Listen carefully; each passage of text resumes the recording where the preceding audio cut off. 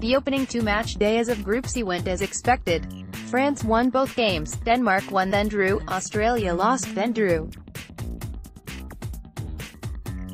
Peru has been sent packing. France and Denmark collide this afternoon. Les Bleus have the top spot in sight after already securing a last 16 place. Danish Dynamite's second position is not so certain. Defeat coupled with victory for Australia can turn things around. In the last 7 contests between the two nations, France have 6 wins. In 2 previous World Cup encounters, Denmark and Les Bleus came away with 3 points apiece. They will meet for the 14th time at Moscow's Luzhniki Stadium. Kickoff is scheduled for 1500 British Summer Time.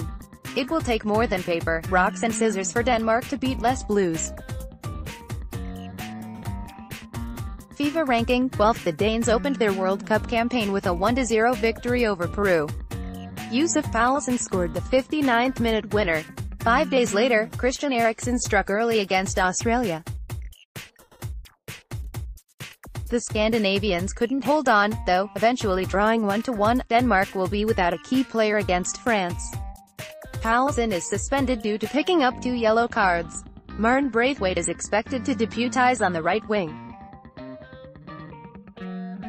Veteran William Kvist, meanwhile, remains sidelined after picking up a knock in the first game. Manager Age Harry deploys a 4-2-3-1 formation, changing to a Marcelo Bielsa-like 3-3-1-3 when in possession. Kasper Schmeichel delivered a sensational performance against Peru. He produced 6 saves and 11 successful long balls. Considering France's deadly attack, Schmeichel's responsibility will increase. In front of him, Henrik Dalsgaard, Simon Kjaer and young Andreas Christensen have all proven decent at linking defense to midfield. Each possesses a dynamic passing ability. One area the Danes must address is right back. Jens Larsen fails to provide the necessary width. He also passes backwards and sideways too much. Defensive midfielders Lasse Schöne and Thomas Delaney like the ball at feet. Both often look for Eriksen as soon as he drops deeper. Denmark's creator-in-chief usually occupies the roaming number 10 role. Not content to only fashion chances, Eriksen hits screamers, too. He's scored 17 times in his last 23 international appearances. Pione Sisto is adept at taking on defenders. He also creates shooting space for Nikolaj Jorgensen, a striker with question marks against him due to poor finishing and awareness. Herod's men have shown real energy and endeavor during their first 2 games. They now require both more than ever. Danish Dynamite desperately seek a point in order to make the last 16.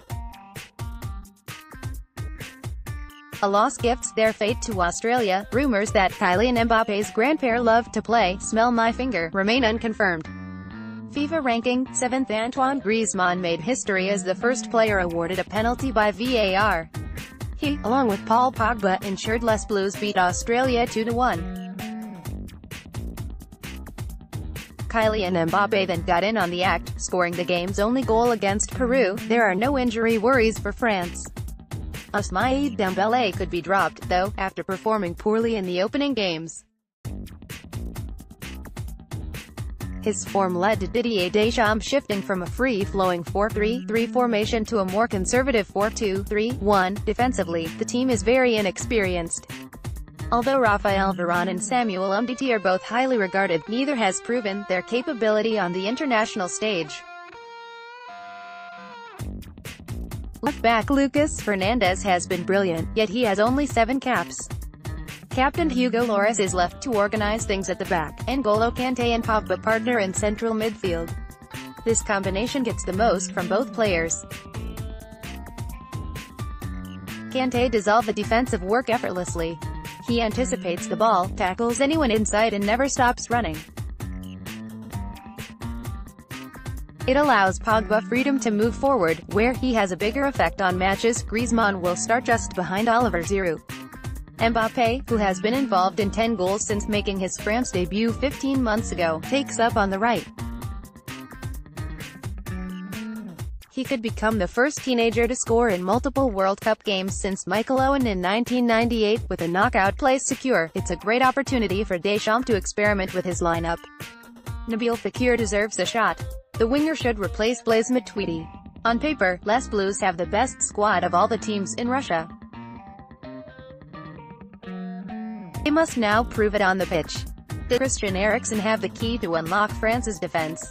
Denmark have conceded only once in this tournament. They won't roll over. Griezmann, Mbappé and Giroud will all struggle to put the ball past Schmeichel. Although Les Bleus have a perfect record up to now, their playing style does not breed optimism. Harried must find one major flaw. Hint, it's on France's right-hand side. I'm not buying what Deschamps is selling. The French are a star-studded team, but the Danes are no less. A 1-1 draw is the most likely outcome. Giroud to score a late equalizer. France 23/20 draw 7 quarters. Denmark 4/1 odds correct as of the 25th of June, 1726.